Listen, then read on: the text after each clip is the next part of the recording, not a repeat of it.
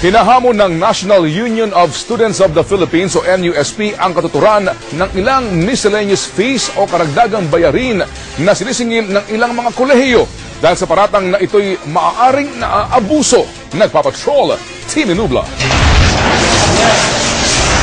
Postal, copier at development fee. Ilan lang ang mga ito sa karagdagang bayaring sinisingil ng ilang kolehiyo, bahagi ng kanilang miscellaneous fee. Kinikwestiyon ito ng National Union of Students of the Philippines. Tila dito raw kasi binabawi ng ilang kolehiyo ang hindi nila pagtataas ng matrikula. Para ma-regulate, mabantayan, maimbestigahan at maparusahan yung mga abusive schools na todo-todo kung magpataw ng mga bayarin. Takong abuso raw ang bagong patakaran ng SHED kung saan tuition fee lang ang dapat ikonsulta sa mga magulang at estudyante.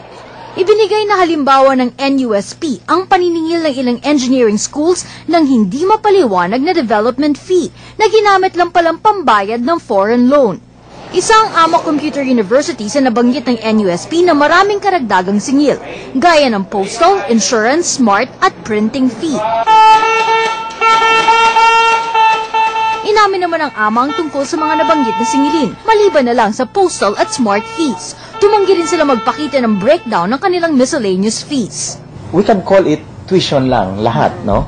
Kaya lang natin to in-specify na miscellaneous fees dahil gusto natin maging malinaw na kaya ito na-i-charge ay dahil sa mga bagay na ito. Sang-ayon naman ng SHED sa muling pagmamonitor ng miscellaneous fees. Nasa Commission on Bank na ang rekomendasyong ibalik ang isang nasuspending order noong 2007 na nagsasabing dapat ikonsulta muna sa mga magulang ang miscellaneous fees. That is now being thoroughly discussed in a technical working group duly created.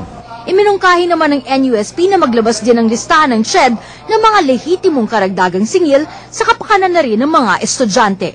Team Nubla, Patrol ng Pilipino.